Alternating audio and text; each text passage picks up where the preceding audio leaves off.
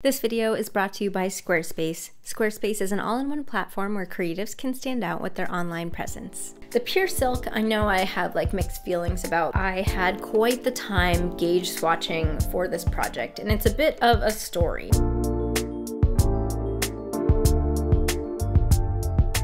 Hi everyone, welcome back to my channel, Knee Knits. My name is Amy, and here I talk about all things knitting, and today is podcast episode number 37, where I'll be sharing what I've been knitting for the past few weeks. In today's episode, I'll be talking about my finished Kuutar wrap, which is what I'm wearing right now. I'll give a few updates on my works in progress. Spoiler alert, I've only been working on a few instead of the many that I usually have in rotation, and I'll be sharing a few new yarns that came in this week as well. Before we get started, I do want to take a few moments to thank the sponsor of today's video, Squarespace. You guys know I've been partnering with Squarespace for the past few months to create an all-new Knee Knits website. I've never had a website before, and it was super easy to create a new website with Squarespace. They have some beautifully designed templates that I could select from. With a Squarespace website, I'll be able to sell digital products like knitting patterns, as well as sell physical products like some hand-knit hats in the winter. I really enjoyed building my website with Squarespace, and I'm super excited to share it with you not too long from now. If you want to create your own online presence, head to squarespace.com to start your free trial today. Once you're ready to launch your website, head to squarespace.com/neknits to get a 10% discount off of your first purchase of a website or domain. Thanks to Squarespace for sponsoring today's video, and now let's get into the podcast episode. Starting right away with my finished object for today's episode. This is my Kuutar wrap. It is a pattern by Sari Nordlund, and the basics of it, it's a top-down cardigan pattern. It is a wrap, so you can't see it right now, but it has some ties at the waist with some I-cords, and it features this beautiful lace panel, which is from her Kuutar line. She has a few other patterns that feature the same lace motif, like a tank top. I think there's also a sweater and a t-shirt maybe. I think there's a lot of different Kuutar patterns, but this is the Kuutar wrap. I knit this with Knitting for Olive merino and Knitting for Olive soft silk mohair held together. Those are the recommended yarns, so you could use any fingering weight yarn with a mohair or a DK weight yarn if you don't like mohair or want to just hold a single yarn instead of two together. It is knit at more of an open gauge. I used 5.5mm needles to meet gauge. The gauge of the pattern is 17 stitches per 4 inches and 22 rows per 4 inches. Now, my finished gauge ended up being a little bit different. I ended up with a 16.5 stitches per 4 inches gauge, which is a little bit bigger than what was suggested, but didn't really modify the pattern too much. I made size 2 for myself, which was the suggested size based on my measurements. The recommended amount of positive ease on this pattern is 0 to 1 inch. Picking size 2 should have given me positive ease of about 1 inch. Because my gauge was a little bit looser, I ended up with a finished positive ease of 2 inches when laying flat. Now, this is a wrap cardigan, so with positive ease, you definitely have a lot of flexibility depending on how you fold and wrap the cardigan around yourself and where you tie the ties. You can definitely make it tighter or looser depending on your preference. So I am wearing this now, but it is pretty warm outside. I usually turn off the air conditioning in our apartment while I'm filming just because it's really loud, so I don't know how long I can keep this on. I'll probably keep it on for talking about the pattern but remove it for the rest of the video. But I'll definitely put in some clips of me wearing it so you can see it fully on. I really liked knitting this piece. You guys probably can tell it knit up pretty quickly because of the open gauge, you know. It's not a super tight gauge, like it's not on 4mm needles, so the fabric is pretty loose. It grew pretty quickly, and before I knew it, I was done with the pattern. I feel like the lace kept it engaging. There is a chart for the lace pattern, and it just makes me want to knit like one more row to see the lace pattern emerge in the fabric. In terms of major modifications for this pattern, the one thing I did change was the location of the hole and the belt ties. Sari Nordlund has you do the hole pretty early on after you finish increasing for the cardigan panels, which ends up with a belt tie hitting around the bottom of the bust, which I knew I wasn't going to prefer, so I opted to not do the hole at the side of the body until about 1.5 inches lower than what was suggested, and then I sewed on the I-cord belt ties accordingly. So my belt hole is lower than what was recommended, as well as the body length I knit to about 1 inch shorter than what was recommended, and my sleeve length I actually lengthened, which is surprising for me because I usually shorten my sleeves. So I believe the pattern is supposed to be like a bracelet length sleeve, but I wanted mine to be sort of a full length sleeve, so I ended up knitting my sleeve to about a 1/2 inch longer than what was suggested before doing the 2-inch cuff, which was recommended. I did do a tubular cast off for the sleeve cuff. I really like the double knitting that sort of cinches in the ribbing on a sleeve. I think it keeps it pretty neat. However, for the bottom of the body, I did not opt for double knitting because I didn't want it to cinch in at all. So I just went straight from ribbing into a sewn bind off. The I-cords I knit according to the pattern. There are specific lengths that you have to knit them to in order to get them to be pretty equivalent in length when you're tying it at the side. And I found that knitting them to pattern helped me do just that. I'm pretty happy with the lengths. It gives me enough room to tie a big bow, have some left over, and it doesn't feel too small or too short either. I thought I would kind of hate knitting the I-cords, but I didn't really mind it. I don't know, I found it kind of meditative. I can't remember the last time I've knit like a standalone I-cord, but it was pretty fun. I think I don't like knitting I-cord when it's like attached to a project because all of the short stitches when you have this whole body of fabric weighing on it I find difficult, but because these I-cords are knit separately and then you sew them on, I found it pretty fun and only took me like 1/2 hour to knit up both of the I-cords. Overall, I'm super happy with the finish, fit, and look of this cardigan. I really like the wrap style. This is my first wrap cardigan and it does take, you know, some time to put on. I will show how I put it on. Basically, you have to stick the long I-cord through the hole and then you wrap that I-cord around your back and then tie the 2 I-cords at the side. It is kind of an interesting fit with the hole in the middle of the sweater and then you have the I-cord that only comes like half around your body. I think if you think about it for too long, it's kind of weird, but if you just like saw me walking down the hallway with this outfit on, I don't think you would think twice about the fact that, you know, the I-cord is like coming out of the middle of nowhere on this cardigan. I think there's a lot of versatility with this pattern. You can definitely wear it dressed up. I have it styled with a black satin skirt here, which I think is more on the dressy side. You also could dress it down. I've worn this once with just like a pair of jeans to like a barbecue and I thought it looked pretty good. I like wearing different colors underneath it. You can see here today I have a black shirt underneath it, which I think really makes the lace pattern pop. However, it looks just as good with a white color underneath. It just has a little bit less contrast and you can see the lace a little bit less. I do also think this looks really good with the ties untied. However, I haven't quite figured out a way to manage what to do with the ties. Obviously, I wouldn't want to leave them dangling, but if you like this cardigan but don't want the wrap, you totally could leave off the ties and just have this as an open cardigan. I've seen some Ravelry projects do just that and it looks really good. As for the yarn, I really did enjoy knitting with the Knitting for Olive Merino and the Knitting for Olive Soft Silk Mohair. I have used the Soft Silk Mohair before and I've really enjoyed it, so I wasn't surprised that it was a similar experience with this. I can wear this next to skin with no issue. It doesn't feel itchy at all. It's very smooth and definitely has a really beautiful halo. The merino, this was my first time knitting with it and I really enjoyed it. However, I think I didn't get like the true experience of this merino and mohair combo because it was a loose gauge. I feel like if I were to knit with this yarn combo again, it would probably be at a tighter gauge, like something at 4 or 4.5 millimeters for a big sweater project, but I'm definitely looking forward to using more Knitting for Olive in my future. While we're on the topic of gauge for this cardigan, I think it's the one thing that I didn't really love about this pattern.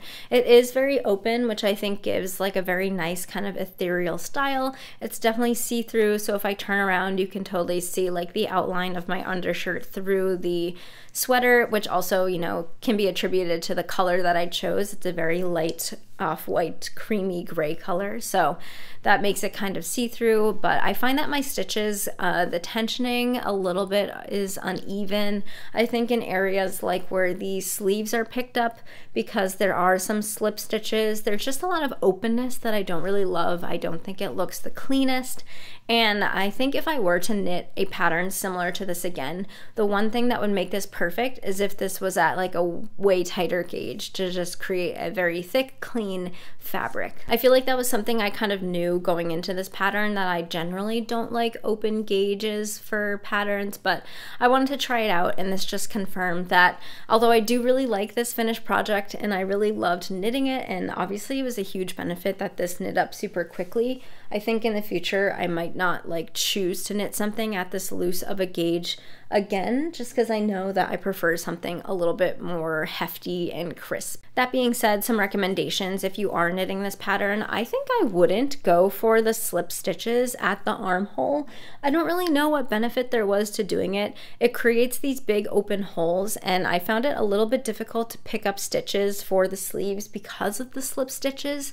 You know, normally you're just picking up from a straight stockinette edge that is tight and makes a cleaner line, so I would just opt for not slipping those stitches in the future if you're knitting this pattern. I did really like how the double knitting at the edges of the lace panel came out.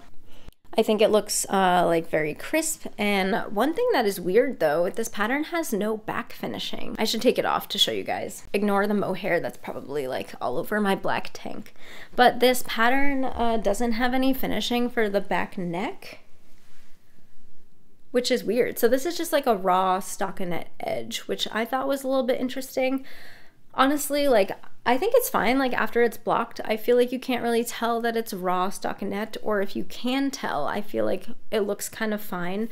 But I'm surprised that there wasn't any sort of continuation of double knitting just to clean up that back neck to match the front panels. Additionally, if we're being super nitpicky about the construction of this cardigan, the shoulder construction and the back construction is very basic. So this is just like a straight edge that you pick up from for the front panels. There's no like angling of the back shoulder. So if you are looking for that, this pattern does not have that. However, again, I don't think that makes the pattern like look bad. I just think if you're looking for super clean tailoring, this definitely has a little bit more basic of a construction. Now on the flip side, that might make this more appealing to beginner knitters who maybe might be a little bit nervous about complex shoulder shaping. This one is very basic, so definitely a good starter pattern if you're looking for something to like expand your skill set. Now I did want to talk about modding mine with the armhole. So in the pattern, you increase the lace panel in the front panel,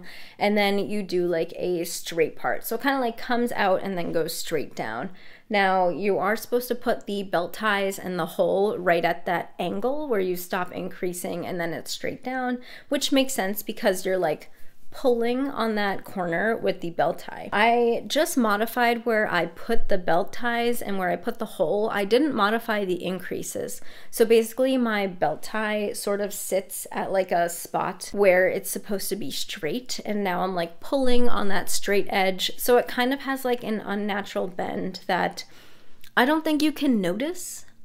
But if you think about it, if you're trying to modify this cardigan to have the belt ties be lower, you might want to consider increasing the amount of increases you do for that panel. So that way you still have the belt ties like pulling at the more natural corner rather than in the middle of the straight part. I ended up using a very little amount of yarn, again, thanks to the open gauge. I ended up using 3 balls of the silk mohair and then just 2 3/4 balls of the merino. So I guess almost 3 balls of each.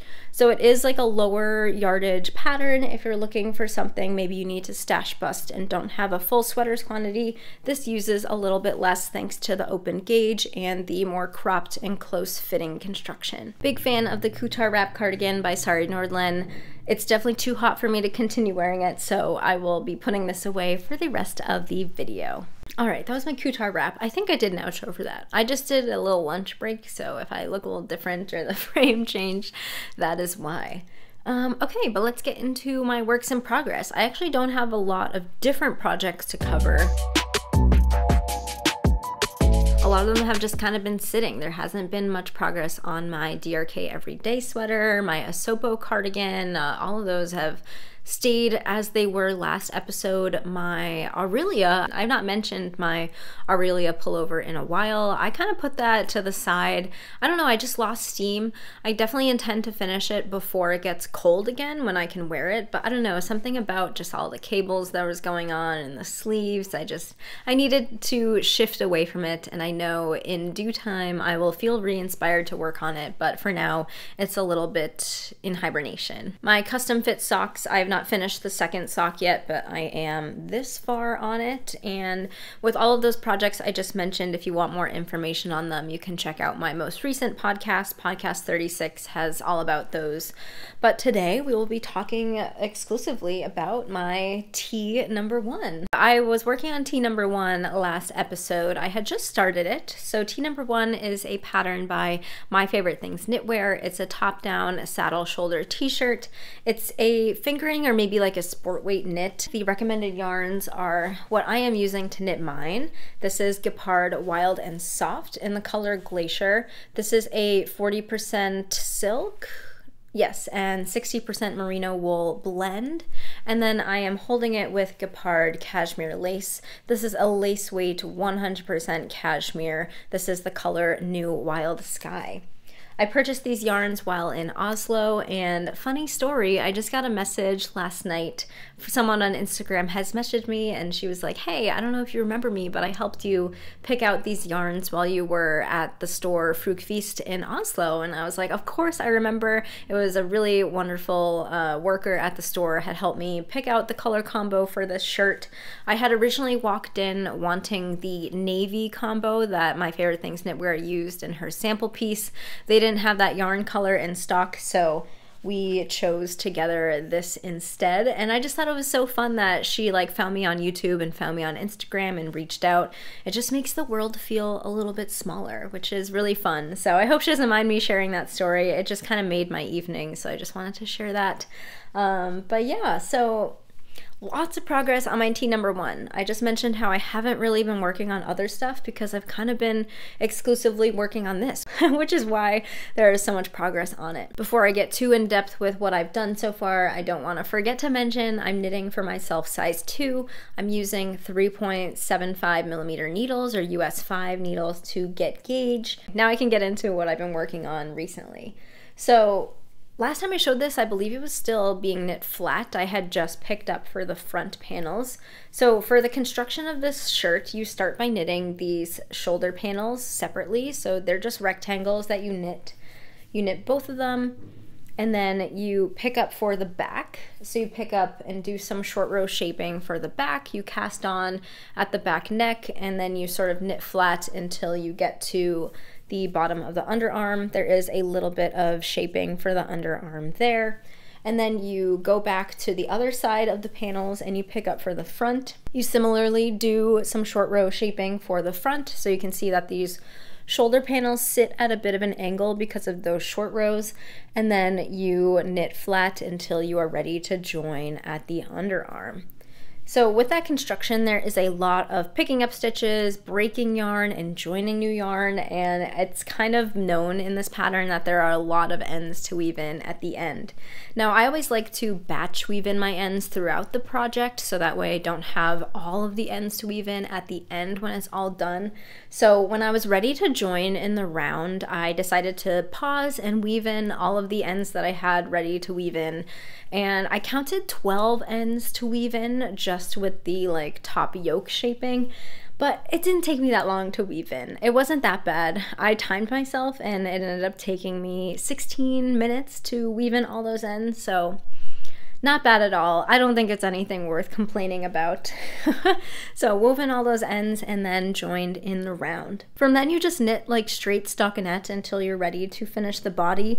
This does feature a folded hem at the bottom, but I decided to skip before I finish the body back up to the collar because I always find that knitting the collar and finishing the collar is super important before you decide how long you're making the sleeves and how long you're making the body, because the collar really like pulls in like the top of the shirt or the sweater, and it might affect the length of the body or the length of the sleeves. So I always like to do that first before like casting off the rest of the sweater. So this really was just a lot of meditative stockinette stitch. I have really been enjoying this yarn combo, and I am knitting this on wooden needles, which I don't normally use wooden needles. You can't really see that at all. These are my Knitter's Pride Dreams needles, which are birch. And there was something about like the combination of the wooden needles and the cashmere and this like silk yarn.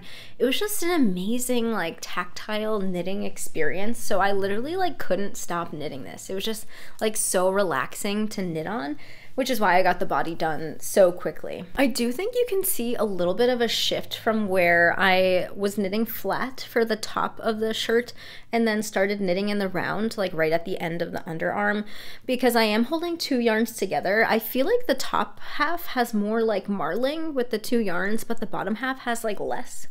I'm hoping it's not like too visible when I'm wearing the t-shirt, but it was just something I noticed. I don't really know how I could have counteracted that. Like, it wasn't like a dye lot thing. I think it's just like the way the yarn twists on itself, like when I was knitting flat back and forth versus in the round. So I don't know if anyone has like tips for that. I'm not gonna like do anything about this, but maybe if I knit another shirt or sweater in the future with like different yarns that kind of marl, I'll wanna know how to like mitigate this line that I think is somewhat visible. So I did the collar, and the collar on this pattern was like the main reason why I chose this pattern to knit with.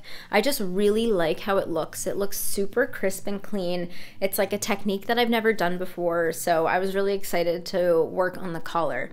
It was pretty simple instructions to follow. It's all stockinette, it's not ribbed, and then you have to sew it down, which creates this like very clean edge. And I don't want to give away too much about it because it is a paid pattern, but My Favorite Things Knitwear has used this technique in a few of her different patterns, including camisole number 9, and the majority of it is hand stitching. And I didn't find the hand stitching to be that bad. It did take me a very long time. I think from start to finish of sewing down the collar, it was like 90 minutes, which I think in the grand scheme of things is a pretty long time to be working on a collar, but I'm super happy with the result. And as for how it's written in the pattern, I found that the pattern instructions were kind of clear. Like, I think I understood when reading it what I was supposed to be doing, but there is a video link in the pattern, so I did watch the video just to be sure I understood what the written instructions were conveying. Now, the video linked in the pattern is not in English. There is no translated captions available, so I was strictly like looking at it visually, and I just like skipped to where she was doing the stitching and just could visually see what she was doing, and I was like, okay, I can do it. So not the clearest instructions, but it's also like not the most unclear. Like, I think it could be better, but it's not like the worst. Like, you can figure it out from what is given in the pattern. I think the hardest part about doing the collar and sewing it down was getting it started, but once it's started and like the collar starts to fold, it kind of lines up to where it needs to be. I was super particular to be sure I wasn't like twisting or shifting the stitches at all, so I did place markers before I started, matching up where each points should line up, so that way I could go section by section and make sure all of my stitches were aligned and not shifted or twisted, which I think helped a lot. Also, because I am using the suggested yarn combo, which, let me hold it up here, you can see the fingering weight yarn and the cashmere together. So the seaming of the collar is only done with the cashmere lace here, and not both the yarns held together, and not the thicker fingering weight yarn. So I think that's interesting because if you are subbing a yarn, let's say you're just holding one yarn instead of two strands, I guess you would have to like sew it down with that singular yarn. But I think it does benefit from having like a very thin seaming yarn for your stitches. So I feel like if you are subbing a yarn and don't have a lace weight to stitch with, maybe go for like a sewing thread. I don't know. Maybe that's like one thought, just like thinking out loud. Don't know if it would like be super helpful, but I think depending on the yarn you're using, you might not like how it looks if you're using like a thick yarn for the stitches for the collar. But overall, super happy with how the collar turned out. It is plenty big to fit over my head. I feel like I was a little bit worried about it, like not being able to stretch over my head, but there was plenty of space. So I'm glad that that's not an issue. I'll probably sew in some elastic at some point just to keep it, you know, from stretching out too much. I don't really know how prone this yarn is going to be to stretching. There is 40% merino and the cashmere, but there is also some silk which grows over time, so I'm not really sure yet. With the collar finished, I am pretty much at where I'm at for the body length that I want. I'm trying to match up with like my poppy tee length, which is like a, I wouldn't call it cropped, but it's also not full length either. I know My Favorite Things Knitwear sample photo, it's very full length and she shows it off kind of half tucked. I don't want a bunch of like extra fabric to need to tuck in when I wear high-waisted bottoms, so I'm opting for like a shorter body than what's recommended. And I'm almost done with the smaller needle size for the folded hem, and then I will go on to the sleeves. I do really like the long sleeves. I'm not really sure if I'm gonna have to modify them so they're not like too long. You know, I don't really want it to be like at my elbow crease, kind of like just above it, so I'll see how that turns out when I get to them. So there's my tee number 1. I've been enjoying working on this pretty monogamously. Like it is really satisfying to have a project grow so quickly when you're not splitting your time between like 4 or 5 different projects. So I feel very motivated to finish this. Might have it finished for the next episode, and then I'll be able to wear it, which will be nice because we are in the midst of spring and it's getting hotter, so it would be cool to get a few wears of this t-shirt in before it gets too hot to wear something with wool and cashmere in it. The next project that I'll share is a new cast on, and before I get into what that cast on is, I will share that it is my Flock Along 2024 project. Now with that means that I'm going to Flock. So I think this is the first time I'm sharing this on YouTube, that I'll be going to Flock Fiber Festival in August this year. I did post a little story on Instagram that I was going with this cast on project. If you're unfamiliar with Flock Fiber Festival, they had their very first festival last year. I believe it's hosted by La Mercerie, which is a yarn shop near Seattle in Washington. And last year I saw the footage of it. It just looked like a really fun time and a really cool yarn knitting fiber festival to go to. Not just knitting, like other stuff too, all the fiber arts. So I knew I wanted to go this year, and I myself have never been to Seattle. I've actually never been to the west coast of the US, which I feel like is fun that I'll be going for the first time. So lots of things. My husband Nick will be able to come with me, and my best friend from college lives in Seattle. I am way overdue for a visit to her, so it just like all lined up that I would be able to go to Flock this year, so I'm super excited. That being said, they are hosting a little make-along for the summer. Since the festival is in August, it's pretty hot at that time, so it's the perfect weather for a knit tank top or a knit t-shirt. So the Flock Along is a make-along where you can make a tee or tank and then wear it at Flock Fiber Festival. So the cast on was just last weekend, so I cast on my new project. So the project that I have cast on here is the Chrysler top by Pernille Larsen. This is a Knitting for Olive pattern, and it's in the Knitting for Olive book, and I've been wanting to knit some patterns from that book, so this is my first pattern from the book. The Chrysler top is a fingering weight bottom-up tank top. It features a half-twisted rib, and the recommended yarn is Knitting for Olive Pure Silk, which is what I am using here. So I picked up some Knitting for Olive Pure Silk in the color cream. This is their like white color of the pure silk. It's a pretty like pure white, definitely like a creamy color. I don't know if that helped you at all because it's literally called cream, but you guys know what I mean. It's like, it's a pretty pure white. And the pure silk, I know I have like mixed feelings about, but I just love wearing my pure silk garments. So it's worth like the effort of knitting with them. And the Chrysler top, I just really like the style of. I feel like it has a similar silhouette to my camisole number 4, which I've been wearing since it got hot out here. So I'm looking forward to having another one of those silk camis in my knit wardrobe. So before I cast on the tank top, I had quite the time gauge swatching for this project, and it's a bit of a story.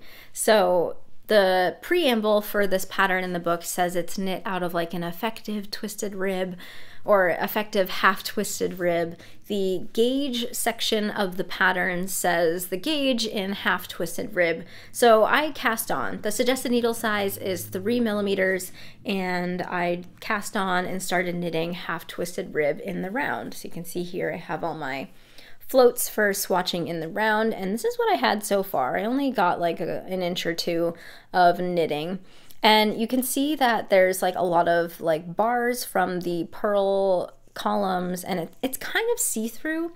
And basically, like, as I was knitting it, I like wasn't happy with the swatch. I was like, oh, I don't want like a see-through tank top. I feel like the silk is like stretching a lot, and I know that pure silk grows, so I really was like stretching the gauge swatch to mimic how it would grow over time. And the more I stretched it, the like more see-through that it got, and I just like wasn't happy with the swatch. So then I sized down. I was like, maybe I need to like size down my needle size to get tighter stitches. And I also tried like combination purling, where you like wrap your yarn in the other direction to give yourself a tighter purl stitch. And I feel like the result was like the same. Maybe it's a little bit better looking, but it was pretty much like not too much different. In fact, I don't even know if I'm showing you like the right swatches for the right needle size that I'm mentioning, but I just like wasn't a fan of this half twisted rib fabric, and I was trying to visualize it in a whole tank top. And twisted rib is a very interesting structure because it has way less elasticity than a regular rib, because the knit columns, when you stretch it, they kind of just like tighten, and they don't allow like the stitches to bounce back. So it's kind of like an infinite, like you can just keep stretching it and then it like won't bounce back, especially if you're knitting with something like 100% silk. So I was like a little bit concerned about this tank top. I was like, oh, I'm not gonna like the fabric, it's see-through, it's gonna grow infinitely with time. But I really liked the pattern on the model, and I really liked all of the pattern photos that I saw on Instagram and on Ravelry, and I was like, maybe I should just stick with it. Let's just cast on and see how it goes. So then I cast on. I am using 2.75 millimeter needles, and I decided to cast on in one size smaller than what is suggested for my size measurements, because I know that the cami is gonna grow, and I just feel like it's gonna fit better if it starts out tighter. So I cast on with a long tail cast on. I knew I really couldn't be bothered with a tubular cast on for this many stitches, and in the pure silk I was just visualizing it looking very messy. So I loosely cast on with long tail, and I really like how it looks. I think it looks pretty neat, and it definitely has a lot of stretch because I like spaced them with my thumb to make sure that there was like a lot of stretch. And then I started knitting the pattern, and okay, here's where the story kind of wraps up.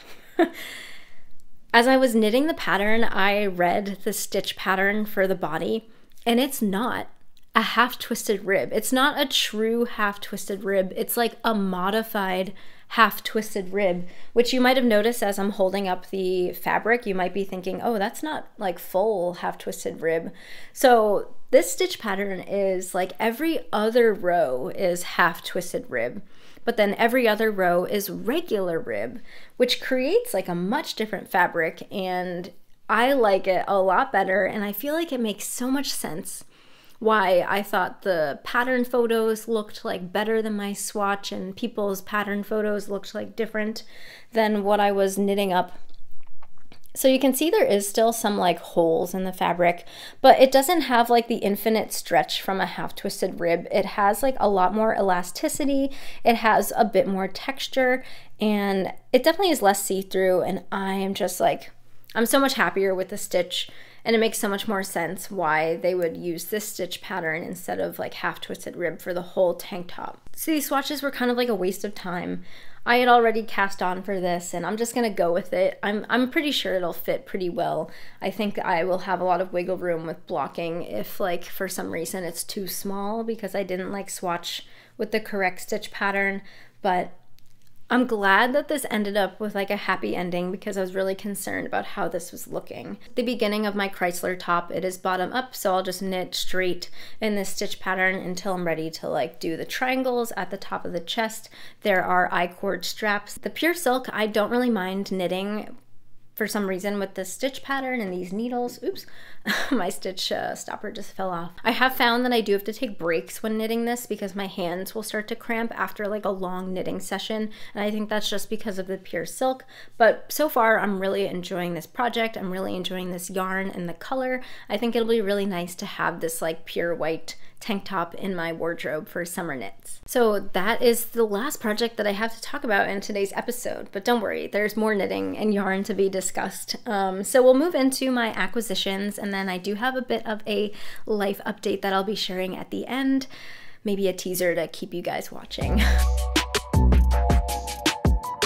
So last weekend I was able to visit the Unruly Stitch in Weston, Mass. This is a yarn store. It opened up a year ago and I've been meaning to go, and this was the first time that I went. It's about like half an hour from me, which is not far, but really cool store. I'm really glad I went. I'm surprised I haven't gone sooner. They carry a lot of European yarn brands. The owner is from Belgium, and I got to speak with her when I was there. She's super nice, and she was talking about how she really wants to bring a lot of the European yarns and the yarns that she knows from her home in Belgium to her yarn shop here in Massachusetts. So they carry all of Knitting for Olive, which is where I was able to pick up the pure silk in the cream.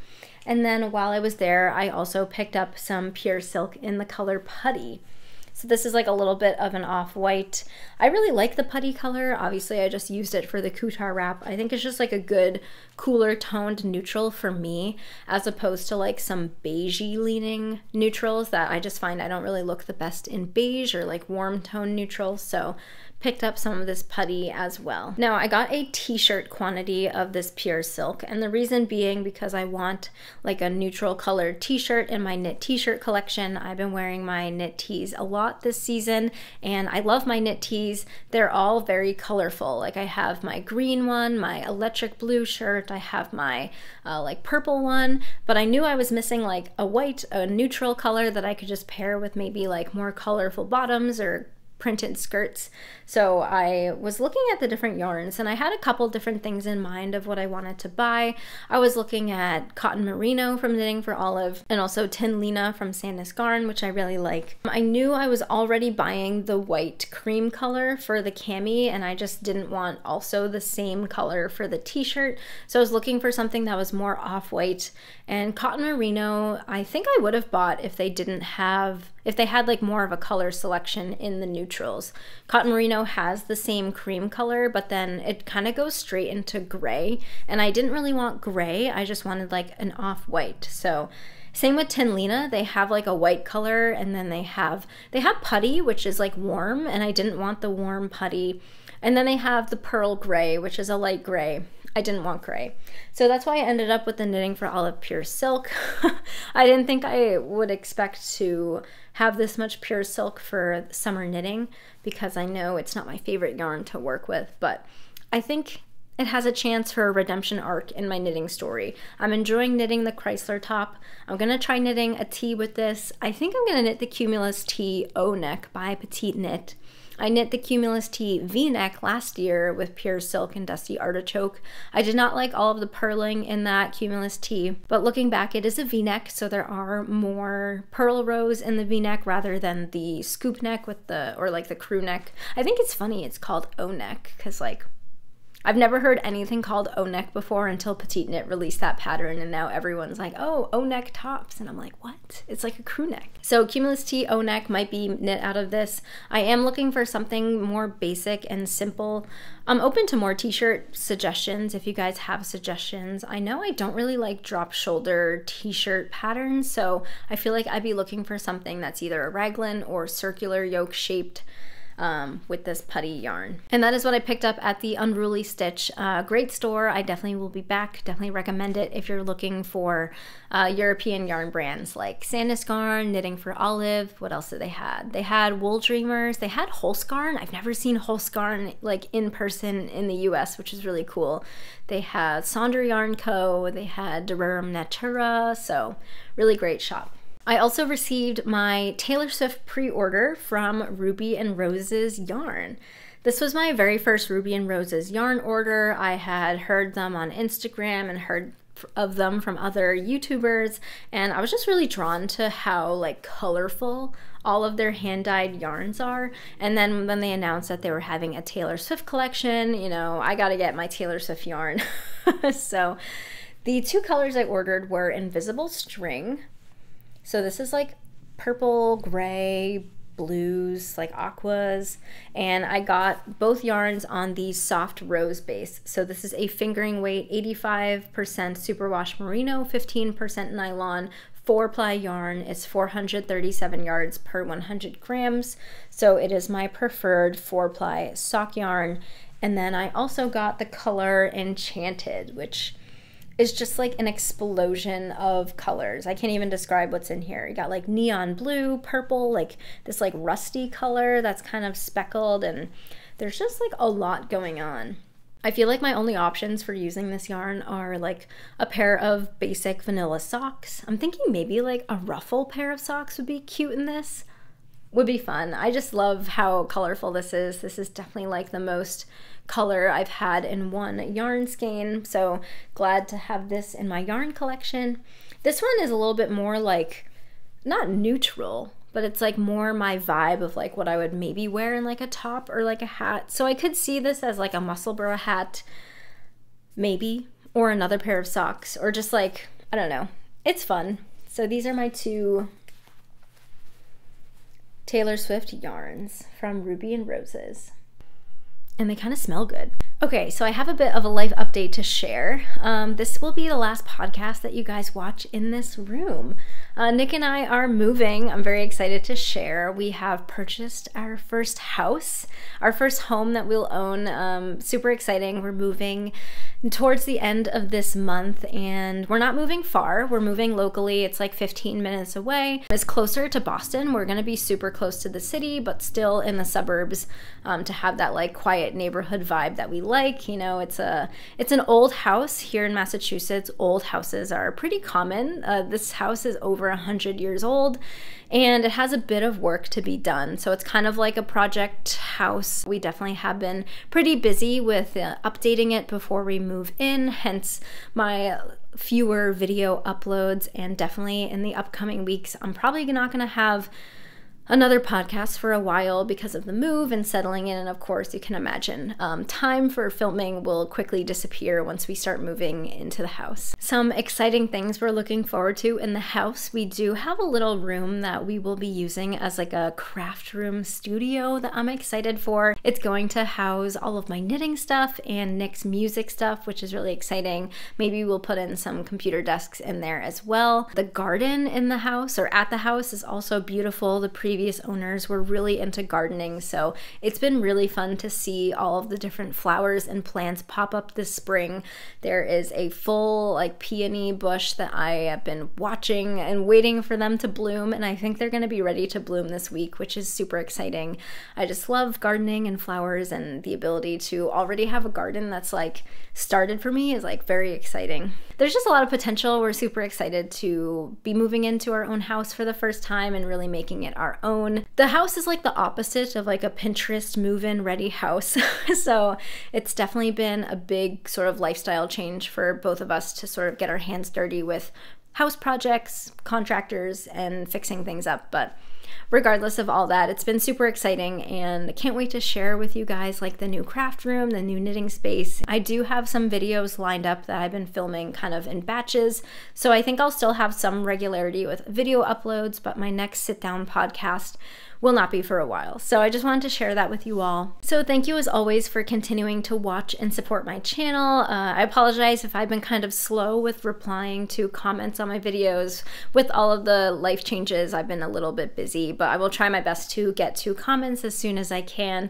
And looking forward to seeing you guys in the next podcast, whenever that might be. I hope you all have a great start to your summer if you're in the Northern Hemisphere like I am, enjoying the warm, hot weather, the beautiful flowers blooming outside, and looking forward to seeing you all in the next video.